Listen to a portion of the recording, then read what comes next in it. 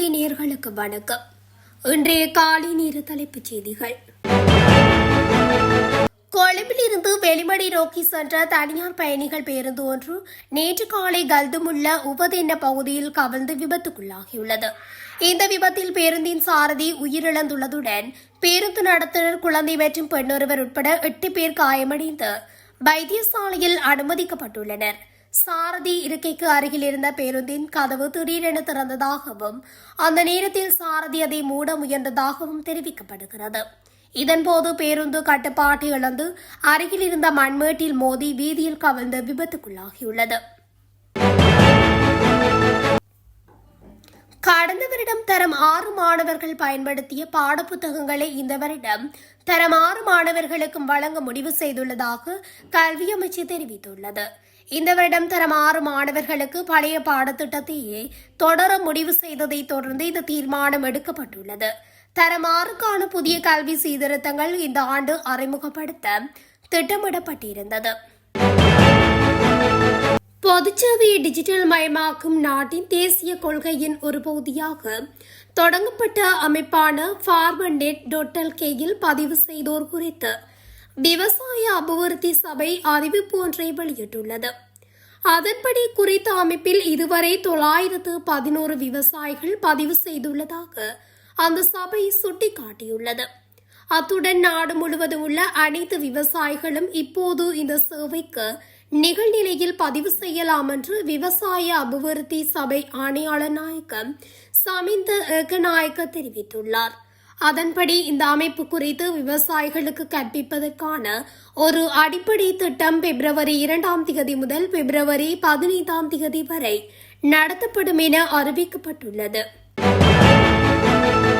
சமூக வலைதளங்கள் மற்றும் தொலைபேசி அழைப்புகளை பயன்படுத்தி பொதுமக்களின் வங்கிக் கணக்குகளில் இருந்து மிக நுணுக்கமான முறையில் பணம் திருடப்படுவது குறித்து காவல்துறை ஊடகப் பிரிவு பொதுமக்களுக்கு அவசர எச்சரிக்கை விடுத்துள்ளது.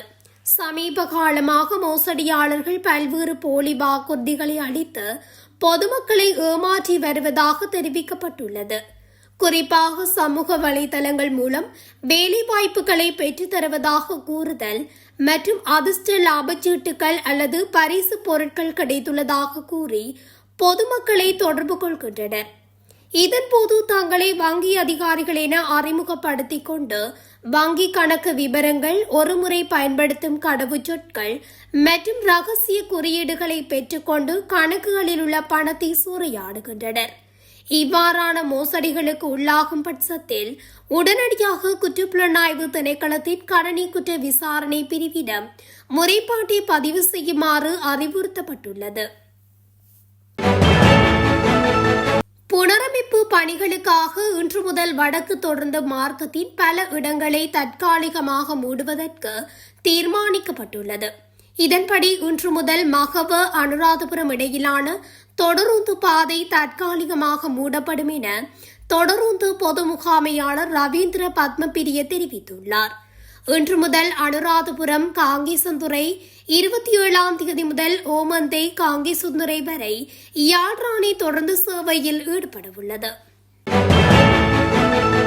யாழ்ப்பாணம் கச்சேரி நல்லூர் வீதியில் இடம்பெற்ற விபத்தில் பலத்த காயமடைந்த ஒருவர் யாழ்ப்பாணம் போதனா வைத்தியசாலையில் அனுமதிக்கப்பட்டுள்ளார். கெப்ரக வாகனமும் முச்சக்கர வண்டியொன்று மோதியே இந்த விபத்து சம்பவித்துள்ளது. இதன்போது முச்சக்கர வண்டியில் பயணித்தவர் பலத்த காயமடைந்துள்ளார். இந்த விபத்து சம்பவம் குறித்து யாழ்ப்பாணம் போலீசார் மேலதிக விசாரணைகளை முன்னெடுத்து வருகின்றனர். நாடாளுமன்ற உறுப்பினர்களின் ஓய்வூதிய சட்டத்தை ரத்து செய்வதற்காக முன்மொழியப்பட்டுள்ள புதிய சட்டமூலத்தை சவாலுக்குட்படுத்தி உயர்நீதிமன்றத்தில் 2 விசேட தீர்மான மனுக்கள் தாக்கல் செய்யப்பட்டுள்ளன. நாடாளுமன்ற ஓய்வூதியங்கள் சட்டம் மூலம் கடந்த 7 அன்று நீதி அமைச்சரால் நாடாளுமன்றத்தில் சமர்ப்பிக்கப்பட்டது. முன்னாள் மற்றும் தற்போதைய நாடாளுமன்ற உறுப்பினர்களின் ஓய்வூதிய உரிமைகள் முற்றாக இல்லாது செய்யப்படும் எனவும் அறிவிக்கப்பட்டுள்ளது. மட்டக்களப்பு சந்திவெளி போலீஸ் பிரிவில் உள்ள வட்டார சோலை பகுதி புகையிரத தண்டவாளத்திற்கு அருகில் கைவிடப்பட்டிருந்த 61 மில்லிமீட்டர் ரக மோட்டார் குண்டு ஒன்றை ஞாயிற்றுக்கிழமை மீட்டுள்ளதாக சந்திவெளி போலீசார் தெரிவித்தனர். போலீசாருக்கு கிடைத்த தகவல் ஒன்றுக்கு அமைய குறித்த பகுதியில் கைவிடப்பட்டிருந்த மோட்டார் குண்டை விசேட அதிரடிப்படையின் குண்டு செயலிழக்கும் பிரிவினர் உதவியுடன் மீட்டுள்ளனர். மட்டக்களப்பு ஆயத்தியமலை பிரதேசத்தில் சட்டவிரோத கசிப்பு வியாபாரி கைது செய்ய போலீசார் முற்பட்ட போது சிலர் எதிர்ப்பு தெரிவித்து கைகலப்பில் ஈடுபட்டுள்ளனர். இதன்போது போலீசார் மீதும் தாக்குதல் மேற்கொண்டு கசிப்பு வியாபாரி கைது செய்யப்படாது தடுத்து தப்பியோட வைத்து எதிர்ப்பு ஆர்ப்பாட்டத்தில் ஈடுபட்டுள்ளதுடன் 3 பெண்கள் உட்பட 6 பேர் கைது செய்யப்பட்டுள்ளதாக ஆயத்தியமலை போலீசார் தெரிவித்தனர். வடக்கு மற்றும் கிழக்கு மாகாணங்களின் பல பகுதிகளில் எதிர்வரும் 23ஆம் தேதி முதல் மிதமானது முதல் சற்று கனமானது வரை மழை கிடைக்கும் வாய்ப்புள்ளது என யாழ் பல்கலைக்கழகத்தின் புவியியல் துறை பேராசிரியர் நாகமுத்து பிரதீபராஜா எச்சரிக்கை விடுத்துள்ளார். அவர் நேற்று வெளியிட்ட பதிவில் எதிர்வரும் 22ஆம் தேதி இலங்கையின் கிழக்கு மற்றும் தென்கிழக்கு வளிமண்டலத்தில் உறுதியற்ற தன்மை ஒன்று உருவாகும் வாய்ப்புள்ளது என குறிப்பிடப்பட்டுள்ளது. ஸ்ரீலங்கா பொதுஜன பெரமுன ஆதரவாளர்களுக்கும் போலீஸ் தரப்புக்கும் இடையே ஏற்பட்ட முறுகல் நிலை ஏற்பட்டதாக தெரிவிக்கப்படுகிறது. தபுதேகமவில் நடைபெற்ற கட்சி அமைப்பாளர் நியமன நிகழ்வின் போது கட்சி கொடிகளை கட்டுவதற்கு தடை விதித்ததால் இந்த முரண்பாடு ஏற்பட்டுள்ளது. இந்த நிகழ்வில் கட்சியின் தேசிய அமைப்பாளர் நாமம் ராஜபக்சே கலந்து கொண்டிருந்தார்.